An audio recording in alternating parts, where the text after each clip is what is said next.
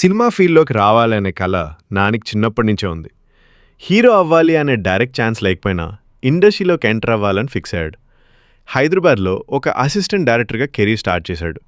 Shooting సెట్స్లో script work, location పనులు అన్నీ చేశాడు. కెమెరా వెనక పనిచేస్తూనే కెమెరా ముందు ఛాన్స్ కోసం ట్రై చేశాడు.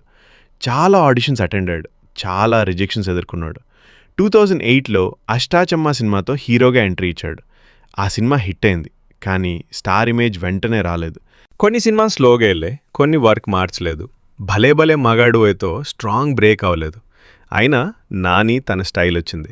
తర్వాత జెర్సీ, శ్యామ్ సింగ్ రాయ్, దసరా లాంటి సినిమాలతో తన యాక్టింగ్ రేంజ్ చూపించాడు. నాని మాస్ ఇమేజ్ కోసం ట్రై చేయలేదు. తనకు సూట్ అయ్యే స్టోరీస్ మాత్రమే సెలెక్ట్ చేసుకున్నాడు. అందుకే ఆడియన్స్తో స్ట్రాంగ్ కనెక్షన్ ఏర్పడింది. ఇవాళ నాని అంటే కంటెంట్, పర్ఫార్మెన్స్, క్వాలిటీకి సింబల్. హార్డ్ వర్క్, పేషెన్స్, కాన్సిస్టెన్స్ ఉంటే స్టార్టింగ్ ఎక్కడైనా ప్రెజెంట్ పొజిషన్ టాప్లో ఉండొచ్చు. న్యాచురల్ స్టార్ నాని జర్నీ అదే ప్రూవ్ చేస్తుంది. ఇలాంటి స్టోరీస్ కోసం ఇప్పుడే సబ్స్క్రైబ్ చేసుకోండి నరేంద్ర ఫర్ యూ.